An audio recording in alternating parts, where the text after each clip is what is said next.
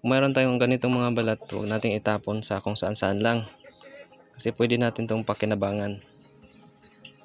So ayan, kung mayroon tayong mga ganitong balat ng mga prutas, ayan tulad nito, balat ng orange, apple, at saka pomelo, ayan, o buongon sa Bisaya.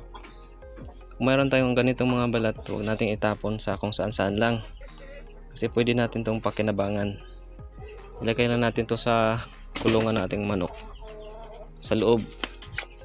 Kung mayroon tayong ganitong kulungan para sa mga manok, yan, organic. Magiging organic kasi to.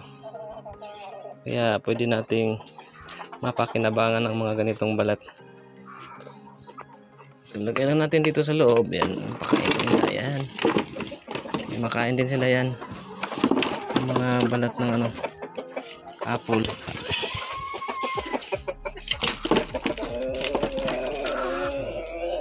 Hayaan na lang natin yan dyan. Kasi habang tumatagal yan, nadidecompose yan. At magiging organic.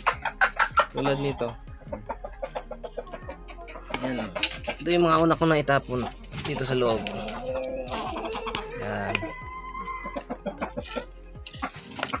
So hindi lang yung mga balat, at yung mga papel. Yan. Na papel yan, magulo siya tingnan, madumi tingnan. Pero nabubulok din tong mga papel na to. Nahalo din to sa organic. So ito yung mga ano niya, oh, yan, napakagandang organic.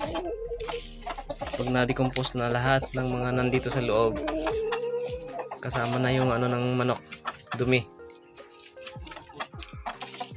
Yan. So pwede natin papakinabangan yung mga balat-balat natin na galing sa pinagkainan natin para gawin nating organic. Marami tayong makukuha organic dito sa loob pag na harvest na natin to. Yan.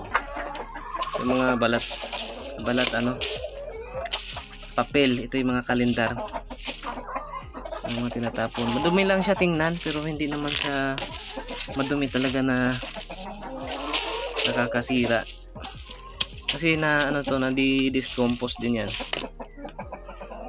So, ayan o, mga ano niya, magiging organic natin. So marami na tayo magiging organic pag na palitan na natin to. Bali kasama to ang ano, tahop. Hindi na masyadong mahalata yung tahop, oh. O darak ba tawag niyan? Kasi naghalo na yung dumi ng manok. So yung mga decompose na mga balat-balat. So ayan. Thank you for watching. Bye bye.